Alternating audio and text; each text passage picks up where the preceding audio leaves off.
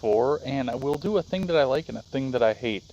Thanks for bearing with me here. We'll see if we can get this to go smooth. Phone. For whatever reason, the internet where I'm staying right now has got a super slow upload.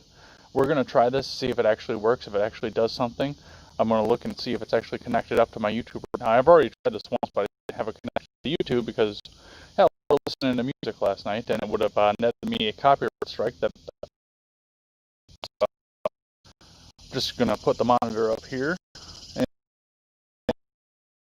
for now, we've got a ton to get to today. So I don't have any visual aids, of course, once again, because I'm doing this from my phone, but I'm reading from my laptop as we go here.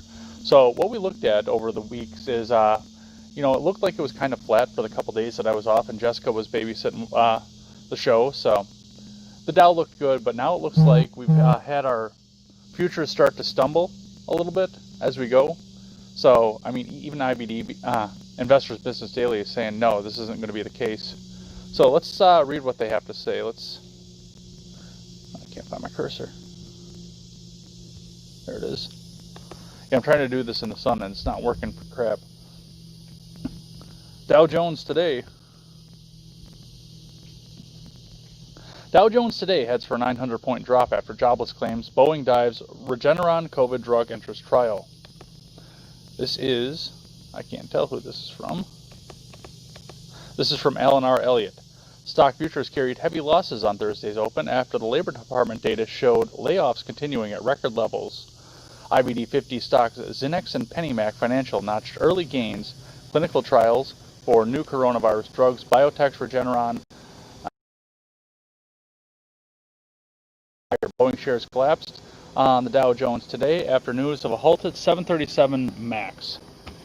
Dow Jones futures indicated an early dive of nearly 900 points, collapsing 3.5% versus or below fair value. S&P 500 futures dumped 2.7%.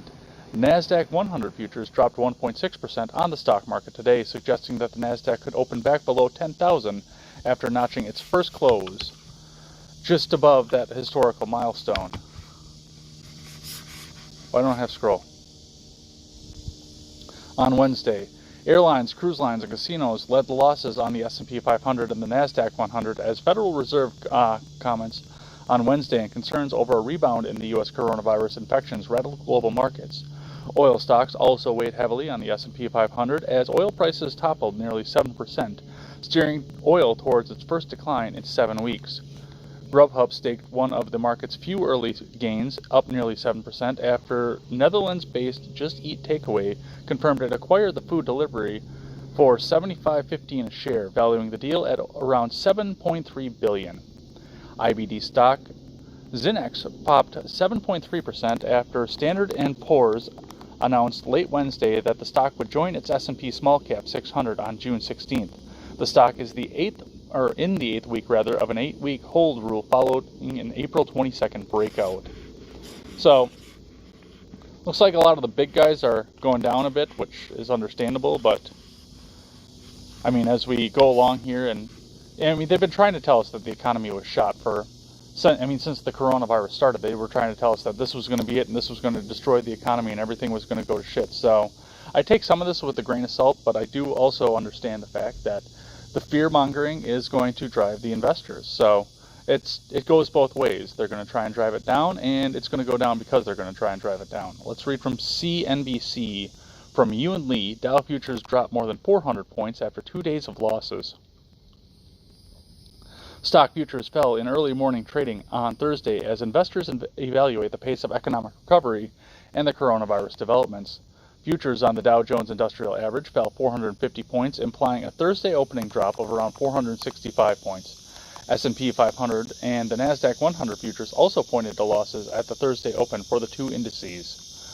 The moves in the futures follow 2 straight days of losses for 30 stock Dow and S&P 500 as investors ditched Oh, I have a dog here. Hi, Shadow. There's a dog here that wants to join me here. Hey, get down. Hey. Take off. On-air production, folks. But at least it's,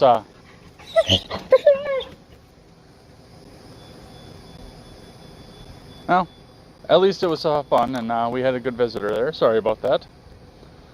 I can't be completely unlike Jessica, I guess. Anyway,